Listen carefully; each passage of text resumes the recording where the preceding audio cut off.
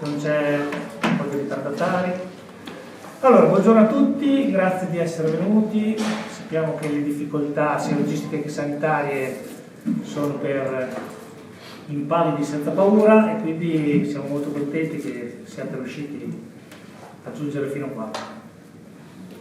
Allora, essere oggi qui in presenza per noi di Helpimeeting è molto importante perché dopo 2 anni praticamente avevo scelto questo luogo simbolico perché 2 anni fa la pandemia ci raggiunse qua al comune dell'Aisa che da allora non abbiamo più fatto niente in presenza, quindi ho detto ricominciamo da dove ci siamo fermati 2 anni fa e quindi per noi oggi è una preziosa occasione per tornare a fare un po' di comunità con le persone che appartengono a questo mondo di addetti ai lavori che ruota attorno alle tecnologie assistive digitali. Come diceva Martin Buber, noi siamo ciò che ci relazioniamo. In questi 2 anni abbiamo visto quanto questa difficoltà è stata ampia per noi e per le persone che serviamo con il nostro lavoro. E la giornata di oggi non ha tanto l'obiettivo, di dare informazione, ma quanto di condividere le risorse e le esperienze che nel frattempo abbiamo fatto in questi 2 anni, abbiamo accumulato. Ed è per questo che consideriamo oggi anche gli spazi informali molto importanti della giornata di oggi, quindi non solo le relazioni che terranno i relatori che abbiamo invitato, ma anche i coffee break e gli spazi informali per scambiarsi le informazioni, le impressioni e le esperienze che abbiamo fatto in questi 2 anni. I temi, come avete visto dalla cartellina che abbiamo consegnato, sono abbastanza eterogenei perché in questi 2 anni di quasi stop abbiamo accumulato diversi temi, quindi abbiamo voluto fare una giornata un po' che li collezionava e anche perché il mondo delle tecnologie che utilizziamo non è un mondo con dei profili definiti e spazia un po' dalla CA alla domotica passando per l'accesso al DC e quindi abbiamo voluto dare un po' spazio a tutti gli ambiti. Bene. Intanto ringrazio i relatori, quelli che sono già presenti qui, ringrazio anche Emma, e purtroppo Haines dall'Inghilterra per ovvi motivi non è potuta venire, è all'ultimo minuto, non ci saremmo mai immaginati, e quindi terrà la relazione via Zoom, e anche Matteo Cantoni nel pomeriggio per problemi familiari, al figlio con la febbre, ci raggiungerà via Zoom. Per il resto gli altri relatori hanno confermato la presenza, quindi vi ringrazio molto di essere qua.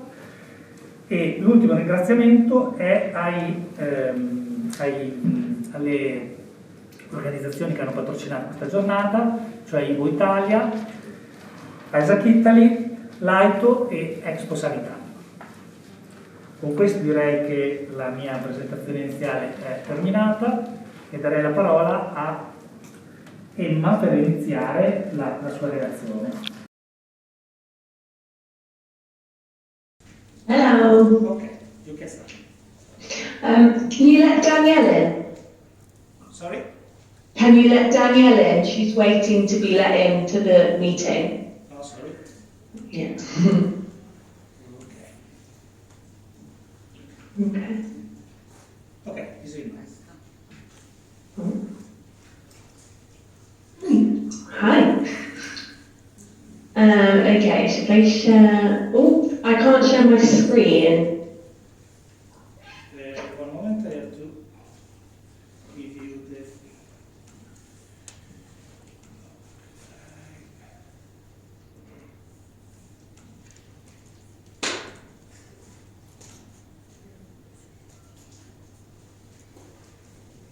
Okay. Okay.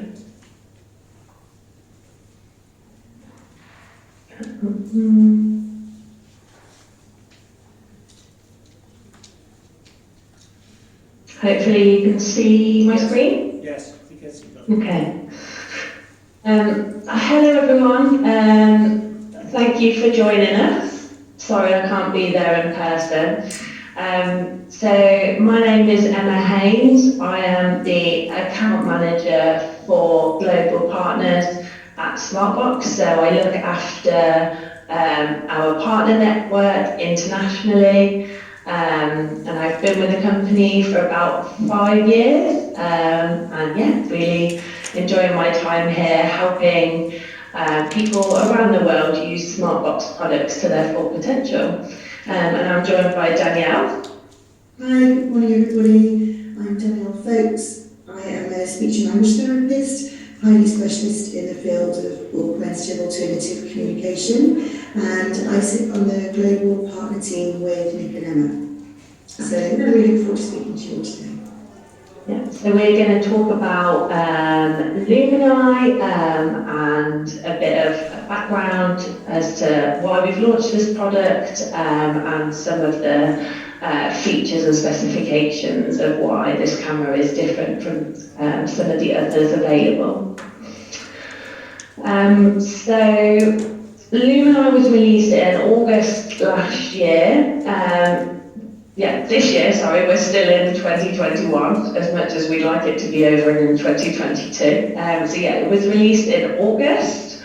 It is our first camera that we have released. Traditionally, we have always supported a wide range of different eye gaze cameras, from the Tobii PCI to the PCI 5 that we're on today, from the Alea to the MyGaze that was, from the TM5, etc. So Lumini is the first camera that we have actually been a part of the manufacturing process. And the reason for that is because we've seen a gap recently in the market in terms of a camera that is reliable and is constantly being developed for the user group that we work with. So we're going to go into a little bit of the thinking and the planning and the company that we have partnered with to make this camera, to hopefully explain some of that to you. Okay. Eye gaze traditionally in AAC started right back in the days where it was used for analytical reasons. So eye gaze was used and it was set up in a laboratory, and users would come and place their head on a little plinth, and the eye gaze camera would be used to track where someone was looking on the screen, whether that was for marketing reasons or research and development for various different projects. It was quite a static project, and that's where the initial eye gaze cameras were made and developed, and that's why they were used originally. And all of the AAC cameras that we see today have all originated from those kinds of industries. Smart Eye, which is the company that we partnered with to make Lumini, and we'll talk about a little bit more in a moment, actually began in automotive industry. So they were working with users of all different types in cars and things, making selections. So we can derive from that it was able to pick up people without calibration, it was able to pick up people in a large area. You didn't have to sit still and put your head on a plinth like you did for analytical tracking. It was able to be a bit more dynamic. And although Smart Eye did move to analytical, it was actually only in 2019. So the basis for the engineering behind the camera was able to cope with a lot more than the traditional eye gaze cameras that we're using in AAC at the moment. We also have a yearly development plan in place with Smart Eye, meaning that Lumini is constantly evolving, and we have a plan to keep evolving it in the future. We'll look at some of those changes that we're looking to make at the end of the presentation. It's very exciting to be working with a company that is so innovative in the ways that they improve eye tracking and use eye tracking to inform us, so we can use it in different ways of interacting with devices. So key features, which again we'll look at in a moment, include incredibly responsive performance time, a huge track box, which is hugely important for the people that we're working with, and anti-reflection mode, which we will also look into what that means shortly. But first, let's see a little bit more about who Smart Eye are. Can you hear that? technology and humanity see eye to eye, so the world can move forward towards a safer and more sustainable tomorrow. We develop groundbreaking eye tracking solutions that bridge the gap between human and artificial intelligence. Using infrared light, state-of-the-art cameras, and AI, our systems can track and interpret eye movements and facial expressions in any situation. So technology understands who we are, what we want, how we're feeling. Our expertise creates possibilities for new insights and products in a wide variety of fields. Today, our automotive solutions are embedded in production cars and the next generation of self-driving vehicles. Our research instruments give scientists a deeper understanding of human behavior every day at hundreds of universities and research sites around the world and above it.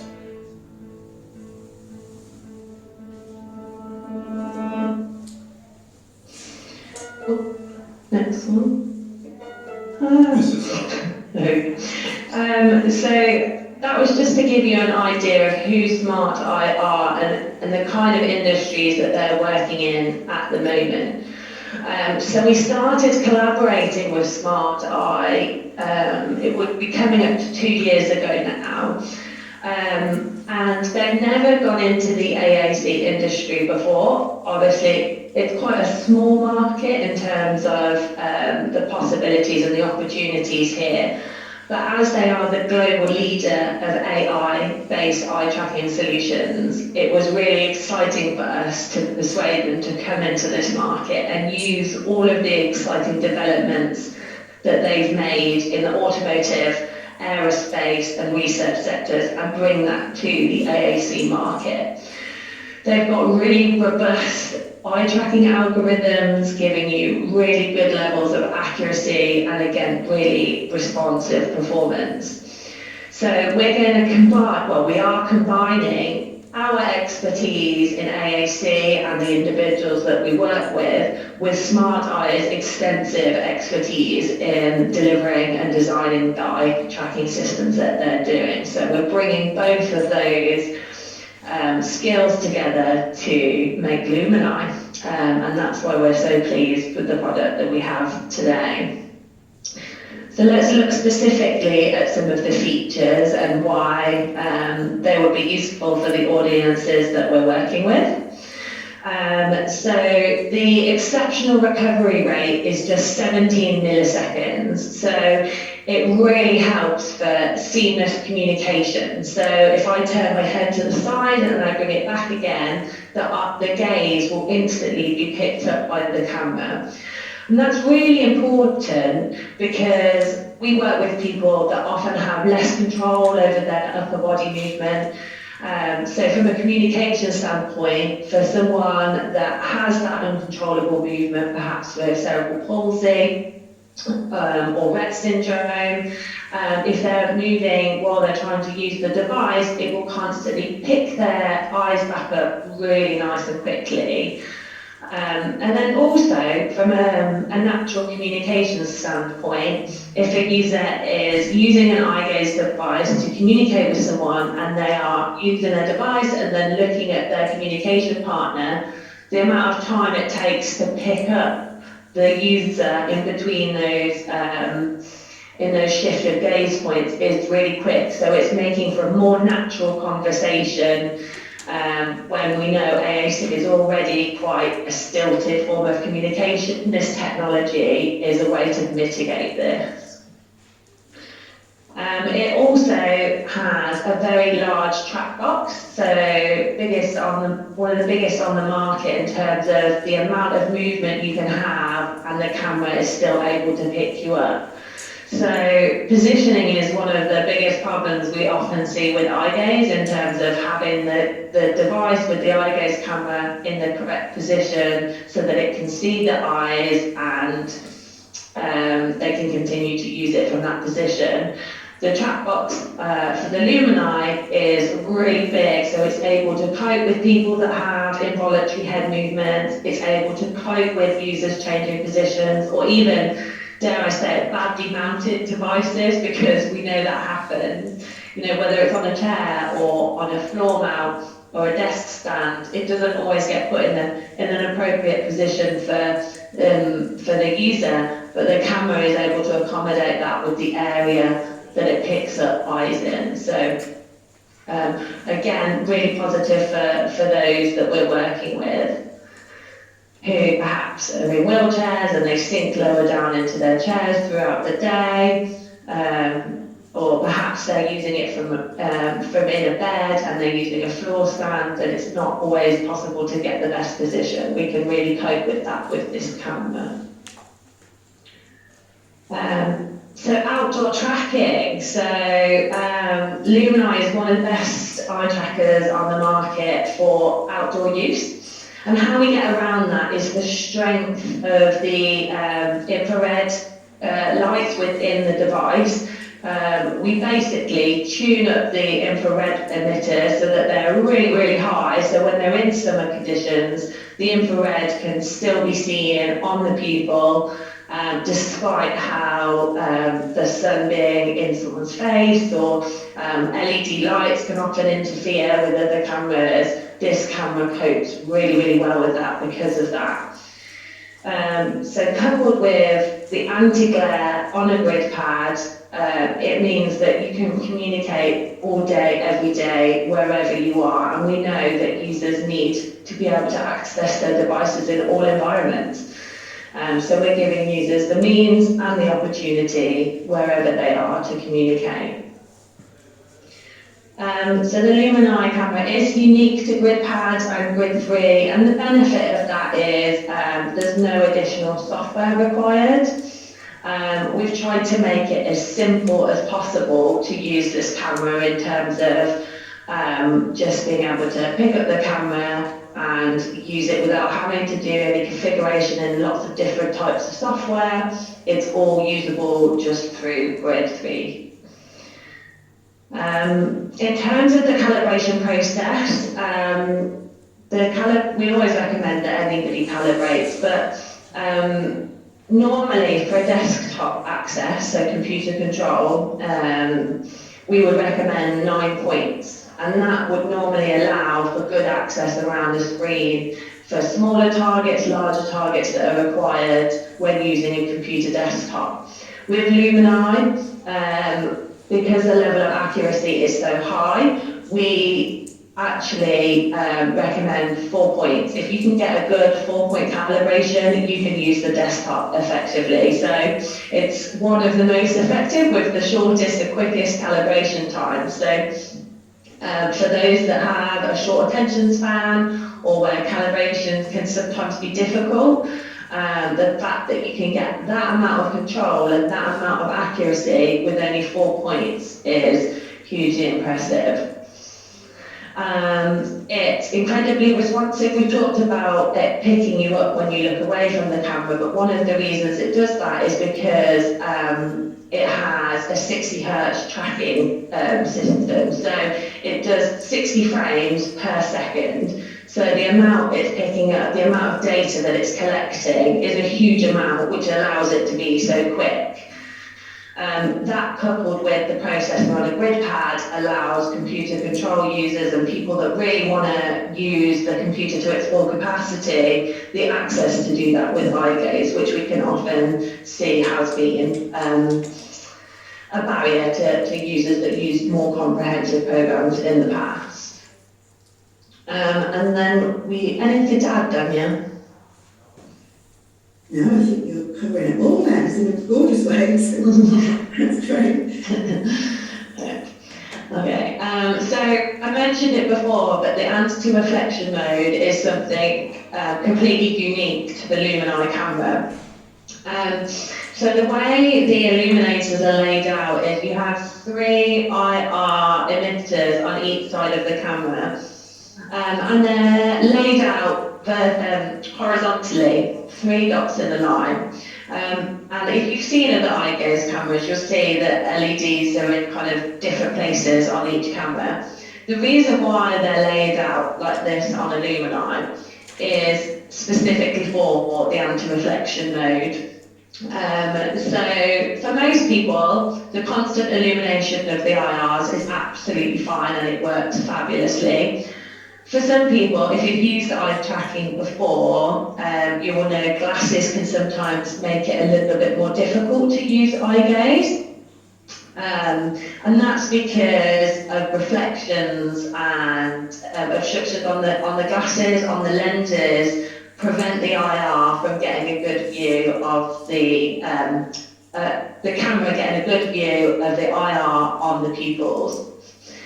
So the way we get around this, and not everyone will need this, some people with glasses will be able to use it without this, but for those that are finding it difficult, we have a specific anti-reflection mode that can be toggled on from within the software. And how that gets around it is it alternates the IR emitters by flashing. Now these aren't really visible to the naked eye, so it's not obtrusive or anything, but it'll flash the emitters, and what that does is it allows the camera to get a picture of the eyes by seeing the different flashes and getting around the reflections that are causing an obstruction on the eyes. So it allows the camera to see where the pupil is and still allows it to work despite any reflections on the glasses. Like I said, this is really unique to Lumini. It's not something that any other cameras on the market have. And for those that are specifically finding it difficult with glasses, it means they can use eye gaze. So it's really life-changing for those people. Okay. So the Lumini Camera, so we've taken the technology from Smart Eye, and we've developed the board and built it into a grid pad module. So we have the grid pad 12 and the grid pad 15, and the Lumini comes in our robust eye gaze module that can be just fitted on the bottom of a grid pad. So the really nice thing about being able to fit it on the bottom is it's all included as one device. So rather than having an exposed camera on the bottom of the device, it's protected in a robust housing.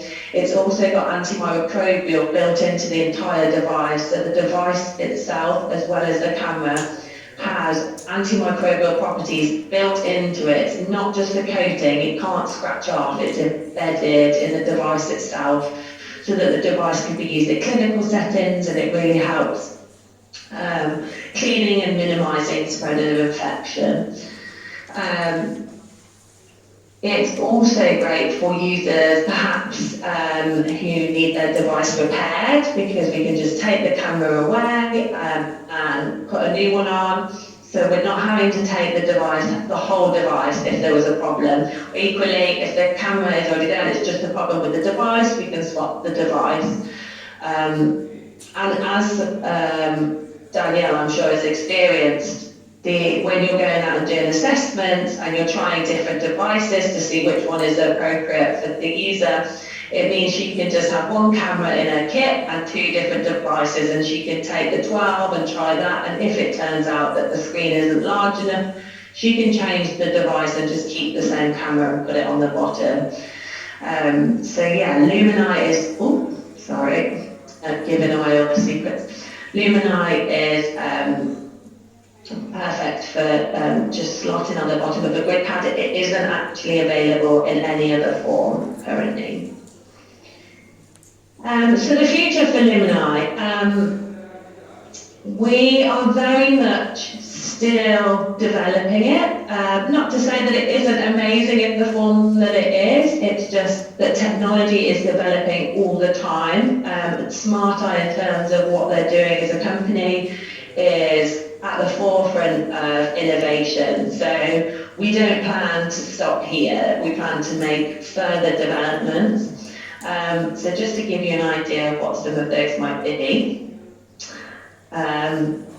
Lumini has a continued annual development cycle, so they've actually agreed with us that they will continue to work, and that's quite unheard of in terms of manufacturing.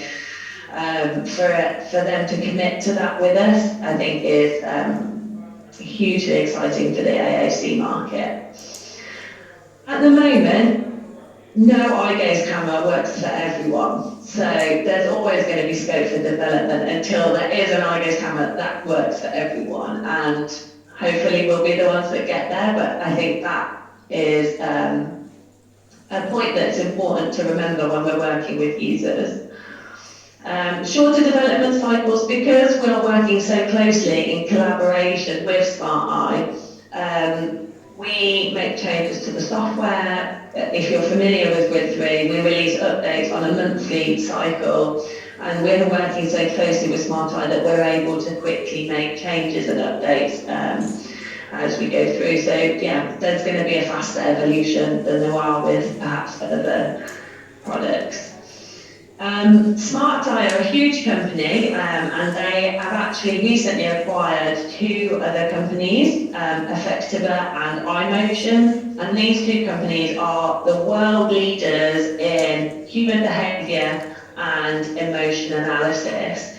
So there's a reason that Smart Eye have acquired these companies, and that's because we want to see how we can pair eye gaze with the ability to understand human behaviour and emotional analysis. So use the AI to impact what we're doing there already. So who knows what that's going to look like, but yeah, like I said, they're very much at the forefront in innovation in this kind of space. So what that means for us in AAC, let's see.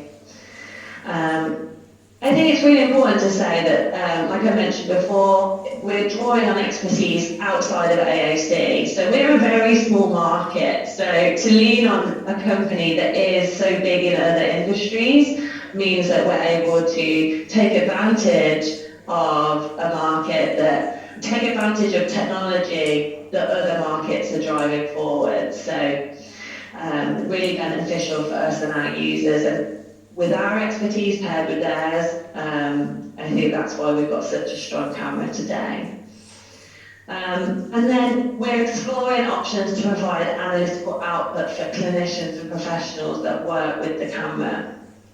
So currently we can access data about how the camera is working and that kind of analytical data, but we really want to move forward and allow this data to be accessible to the clinicians and professionals that are using it. So that's very much a next step that we're looking to take with the camera. So yeah, that is Luminaire and what we are planning for the future. Danielle, did you have anything to add? I don't think so. Just to say, from a clinical perspective, it's just so refreshing to have a product on the market that's been designed in this way, and it's an absolutely fantastic eye tracker. It's been really, really successful with so many clients already, and when you're out in the field and you're assessing and you're really, really hoping that you're going to have a product that really works for this client, it's reassuring to know that there's something so effective out there. So I'm here to kind of answer any clinically based questions as well, if anyone has any of those for me. Okay, thank you both, but we are not in a position to make questions. Okay. No worries. I should. Thank you both for your presentation, and ciao. No worries. Thank you.